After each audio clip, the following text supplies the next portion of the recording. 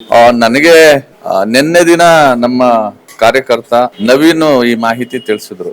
ಇವತ್ ಬೆಳಿಗ್ಗೆ ಆನಂದಣ್ಣ ಅವರು ಅಧ್ಯಕ್ಷರು ಕೂಡ ನನಗೆ ಮಾತಾಡಿದ್ರು. ಇದು ಎಷ್ಟು ವಿಚಿತ್ರ ಅಂತ ಅಂದ್ರೆ, ಜಿಲ್ಲಾಧಿಕಾರಿಗಳು ಬಾಬಾ ಸಾಹೇಬ್ ಅಂಬೇಡ್ಕರ್ ಅವರ ಜನ್ಮ ದಿನಾಚರಣೆಯನ್ನ ಮಾಡ್ಲಿಕ್ಕೆ ಪೂರ್ವಭಾವಿ ಸಭೆ ಮಾಡ್ಬೇಕಾಗಿತ್ತು, ಮಾಡಿಲ್ಲ. ಎಲ್ಲ ದಲಿತ ಮುಖಂಡರುಗಳನ್ನ ಕರೆದು ಪೂರ್ವಭಾವಿ ಸಭೆ ಮಾಡಿ ಎಲ್ಲರ ಒಪ್ಪಿಗೆ ತಕೊಂಡು ಮಾಡ್ಬೇಕಾಗಿತ್ತು, ಅದನ್ನ ಮಾಡಿಲ್ಲ. ಸೊ ಗೋವಿಂದರಾಜ್ ಅವರ ನೇತೃತ್ವದಲ್ಲಿ ಸ್ವಾಭಿಮಾನಿ ದಲಿತ ಸಂಘಟನೆಗಳ ಒಕ್ಕೂಟ ಅಂತ ಒಂದು ಒಕ್ಕೂಟ ಮಾಡ್ಕೊಂಡು ದಲಿತ ಮುಖಂಡರುಗಳೆಲ್ಲ ಸೇರ್ಕೊಂಡು ಅಂಬೇಡ್ಕರ್ ಜಯಂತಿ ಮಾಡಿದ್ದಾರೆ, ಯಶಸ್ವಿಯಾಗಿ ಮಾಡಿದ್ದಾರೆ. ಇದಕ್ಕೆ ಶಾಸಕರಿಗೆ ಯಾಕೆ ಉರಿ ಆಗ್ಬೇಕು ಅಂತ? ಬಾಬಾ ಸಾಹೇಬ್ರ ಜಯಂತಿನ, ನಮ್ಮ ಅಪ್ಪನ ಜಯಂತಿನ ಇವ್ರನ್ನ ಕೇಳ್ಕೊಂಡ್ ಮಾಡ್ಬೇಕೇನ್ರಿ? ನೀವು ಸರಿಯಾಗಿ ಮಾಡ್ಲಿಲ್ಲ, ಗೌರವ ಕೊಟ್ಟಿಲ್ಲ ಸಂಘಟನೆಗಳ ಮುಖಂಡರುಗಳಿಗೆ ಅಂತೇಳಿ ಸಂಘಟನೆಗಳ ಮುಖಂಡರೆಲ್ಲ ಸೇರ್ಕೊಂಡು ಮಾಡಿದ್ದಾರೆ. ಆಯ್ತಾ? ಅದಾದ್ಮೇಲೆ ಅದು ಇವ್ರಿಗೆ ಉರಿ ಎತ್ಕೊಂಡಿದೆ.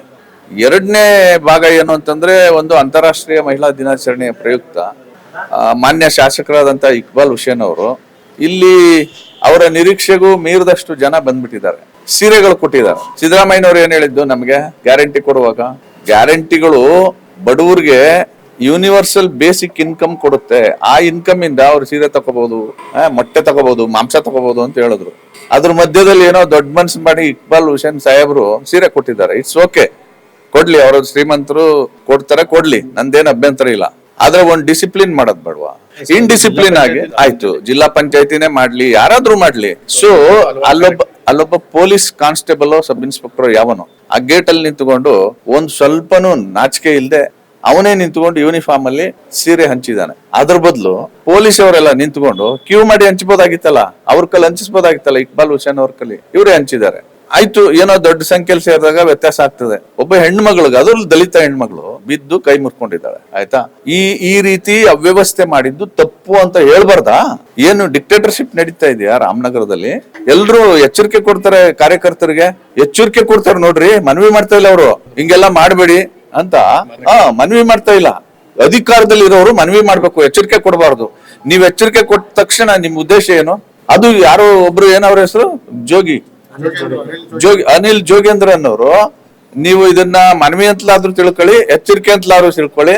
ಅದು ಇಸ್ ಇಟ್ ದ ಲ್ಯಾಂಗ್ವೇಜ್? ಸಾರ್ವಜನಿಕ ಕ್ಷೇತ್ರದಲ್ಲಿ ಕೆಲಸ ಮಾಡೋರು ಬಳಸುವಂತ ಲ್ಯಾಂಗ್ವೇಜ್ ಎಚ್ಚರಿಕೆ ಅಂತಾದ್ರೂ ಬೇಕಾದ್ರೆ ತಿಳ್ಕೊಳ್ಳಿ ಅಂತ.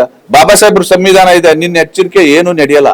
ಡೆಫಿನೆಟ್ಲಿ ಇಲ್ಲಿ ಗೋವಿಂದರಾಜು ಮೇಲೆ ಹಲ್ಲೆ, ನಾನು ವಿಡಿಯೋನಲ್ಲಿ ನೋಡಿದ್ರೆ ಮಂಗಳೂರಲ್ಲಿ ಒಂದ್ ಹುಡುಗನ್ನ ಕೊಂದಾಕ್ಬಿಟ್ರಲ್ಲ, ಸುಹೇಲ್ ಶೆಟ್ಟಿನ, ಹೆಂಗ್ ಹೊಡಿತಾ ಇದ್ದಾರೆ ಆ ವಿಡಿಯೋ ನೋಡಿದ್ರೆ ಹೆಂಗ್ ಅನ್ಸುತ್ತೆ? ಅದು ಹಂಗಿದೆ. ಇದು ಮೋಟರ್ ಬೈಕ್ ಇಂದ ಇಳಿತಿದ್ದಂಗೆ ಹಿಡ್ಕೊಂಡು ಒಂದ್ ಕಾರಲ್ಲಿ ಬಂದು ಸುತ್ತಮುತ್ತ ಹೊಡೆಯೋದು ಅಂದ್ರೆ ಏನ್ ಅರ್ಥ? ಅವ್ರ ಕೈಲಿ ಏನಾದ್ರು ಚಾಕುನೋ ಮಚ್ಚೋ ಇದ್ರೆ ಸಾಯಿಸ್ಬಿಡೋರು ಇತ್ತ? ಏನ್ ನಡೀತಾ ಇದೆ ಇಲ್ಲಿ? ನಾನು ಇಕ್ಬಾಲ್ ಹುಸೇನ್ ಬಹಳ ಡೀಸೆಂಟ್ ಅಂತ ಅನ್ಕೊಂಡಿದ್ದೆ, ನನಗ್ ಪರಿಚಯ ಇಲ್ಲ. ಅವರು ಬಹಳ ಡೀಸೆಂಟ್ ಮನುಷ್ಯ ಇರ್ಬೋದು, ಡೀಸೆಂಟ್ ಮನುಷ್ಯ ಅಂತ ಅಂದ್ಕೊಂಡಿದ್ದೆ. ಇಷ್ಟೊಂದು ಇಂಡಿಸೆಂಟ್ ಆಗಿ ಬಿಹೇವ್ ಮಾಡೋದ? ಇಟ್ಸ್ ಓಕೆ ಸರ್, ನಾನ್ ಹೇಳೋದು ನೀವ್ ಏನಾದ್ರು ಕೊಟ್ಕೊಳ್ಳಿ, ಡಿಸಿಪ್ಲಿನ್ ಆಗಿ ಮಾಡ್ಬೇಕಾಗಿತ್ತು, ಮಾಡಿಲ್ಲ, ಅಸ್ತವ್ಯಸ್ತ ಆಗಿದೆ. ಈ ಅಸ್ತವ್ಯಸ್ತ ಆಗ್ಬಾರ್ದಾಗಿತ್ತು ಅಂತ ಒಂದು ಅಭಿಪ್ರಾಯನ ಸಂಘಟನೆಯವರು ಮಾಧ್ಯಮದ ಮೂಲಕ ಹೇಳಿದ್ದಾರೆ. ಅದು ತಪ್ಪ? ಏನ್ ಮಹಾಂತ ಅಂದ್ರೆ, ನಾವ್ ಏನ್ ಮಾಡಿದ್ರು ಸರಿ, ನೀವು ಪ್ರಶ್ನೆ ಮಾಡಬಾರ್ದು ಅನ್ನೋ ಮನಸ್ಥಿತಿ ಇದೆಯಲ್ಲ, ಆ ಮನಸ್ಥಿತಿ ಇದೆಯಲ್ಲ, ಅದು ಫ್ಯಾಸಿಸ್ಟ್ ಮನಸ್ಥಿತಿ. ಅದು ಭಾರತದ ಸಂವಿಧಾನದ ಮುಂದೆ ನಡೆಯಲ್ಲ. ಅದಕ್ಕೆ ನಾನು ಹೇಳೋದು, ಹೋರಾಟಗಾರರನ್ನ ರಕ್ಷಣೆ ಮಾಡ್ಬೇಕಾಗಿರ್ತಕ್ಕಂಥದ್ದು ಪೊಲೀಸ್ ಇಲಾಖೆಯ ಆದ್ಯ ಕರ್ತವ್ಯ. ಅದೆಲ್ಲೋ ಟಚ್ ಅಂಡ್ ಗೋ ಅನ್ನೋ ತರ ಪೊಲೀಸ್ ಇಲಾಖೆ ಕೆಲಸ ಮಾಡಿದೆ ಅಂತ ನನ್ಗನ್ನಿಸ್ತಾ ಇದೆ. ನಾನು ಮಾತಾಡಿದ್ದೀನಿ, ಅರುಣ್ ಚಕ್ರವರ್ತಿ ಸಾಹೇಬ್ರಿಗೆ ಮಾತಾಡಿದ್ದೀನಿ. ಅವರು ಇಮಿಡಿಯೇಟ್ ಆಗಿ ಇದನ್ನ ಸೀರಿಯಸ್ ಆಕ್ಷನ್ ತಗೊಂಡು ಯಾರ್ಯಾರ ಮೇಲೆ FIR ಆಗಿದೆ ಅವ್ರನ್ನ ಅರೆಸ್ಟ್ ಮಾಡ್ಬೇಕು. ಅರೆಸ್ಟ್ ಮಾಡದೇ ಇದ್ರೆ, ಎಚ್ಚರಿಕೆ ಕೊಟ್ಟವ್ರಲ್ಲ ಅವ್ರನ್ನ ಅರೆಸ್ಟ್ ಮಾಡಿ ಒಳಗಡೆ ಹಾಕ್ತಾ ಇದ್ರೆ, ಎಚ್ಚರಿಕೆ ಕೊಟ್ಟವ್ರಲ್ಲ ಇನ್ನೊಂದು ರೂಪದಲ್ಲಿ ಬರೋ ಸಾಧ್ಯತೆ ಇದೆ. ಹಂಗೇನಾದ್ರೂ ಹೆಚ್ಚು ಕಡಿಮೆ ಆದ್ರೆ, ಈ ಹುಡುಗರಿಗೆ ಆಗ್ಲಿ ಅಥವಾ ಯಾವುದೇ ದಲಿತ ಸಂಘಟನೆಗಳ ಮುಖಂಡರಿಗೆ ಏನಾದ್ರೂ ಹೆಚ್ಚು ಕಡಿಮೆ ಆದ್ರೆ, ಅದಕ್ಕೆ ಈ ಕ್ಷೇತ್ರದ ಶಾಸಕರೇ ಜವಾಬ್ದಾರಿ ಆಗ್ತಾರೆ. ಇಲ್ಲಿರೋ ಪೊಲೀಸ್ ವ್ಯವಸ್ಥೆ ಇದೆಯಲ್ಲ, ಇದು ಜವಾಬ್ದಾರಿ ಆಗುತ್ತೆ. ನಾನೊಬ್ಬ ವಿರೋಧ ಪಕ್ಷದ ಕಾರ್ಯಕರ್ತನಾಗಿ ನಾನು ಹೇಳ್ತಾ ಇದ್ದೀನಿ, ಇದನ್ನ ನಾವ್ ಇಲ್ಲಿಗೆ ಬಿಡಲ್ಲ. We will take it up very seriously. ನೋಡೋಣ, 2 ದಿನ ವೆಯ್ಟ್ ಮಾಡ್ತೀವಿ. ಆಮೇಲೆ ಸಂಘಟನೆಗಳ ಜೊತೆಗೆಲ್ಲ ಮಾತಾಡಿ ಮುಂದೆ ಏನ್ ಪ್ರತಿಭಟನೆ ಮಾಡ್ಬೇಕು ಸೀರಿಯಸ್ ಆಗಿ ಅದನ್ನ ಮಾಡ್ತೀವಿ.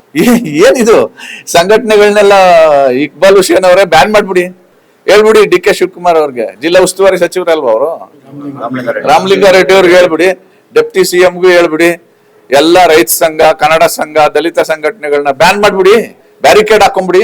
ನಡೀತಾ ಇದು ಪ್ರಜಾಪ್ರಭುತ್ವದಲ್ಲಿ. ದಲಿತರ ವೋಟ್ ತಕೊಂಡು ಅಧಿಕಾರಕ್ಕೆ ಬಂದು ದಲಿತರ ಮೇಲೆ ಹೀಗೆ ದೌರ್ಜನ್ಯ ಮಾಡ್ತಾರೆ ಅಂದ್ರೆ ಇವ್ರಿಗೆ ಎಷ್ಟು ಸೊಕ್ಕಿರ್ಬೋದು ಅಂತ. ಈಗ ಇದನ್ನ ಡಿಫೀಟ್ ಮಾಡ್ಲಿಕ್ಕೆ ಕೌಂಟರ್ ಕೇಸು. ಅದಕ್ಕೆ ದಲಿತ ಸಂಘಟನೆಗಳ ಪರವಾಗಿ ನಾವಿದ್ದೀವಿ. ಅವ್ರಿಗೇನಾದ್ರೂ ಮತ್ತೆ ಮುಂದೆ ಅನಾಹುತ ಆದ್ರೆ ಅದಕ್ಕೆ ದೊಡ್ಡ ಬೆಲೆ ತರಬೇಕಾಗುತ್ತೆ ಈ ಭಾಗದಲ್ಲಿ. ನಾನು ಬಹಳ ಡೀಸೆಂಟ್ ಆಗಿ ಹೇಳ್ತಾ ಇದ್ದೀನಿ, ಬಿ ಕೇರ್ಫುಲ್.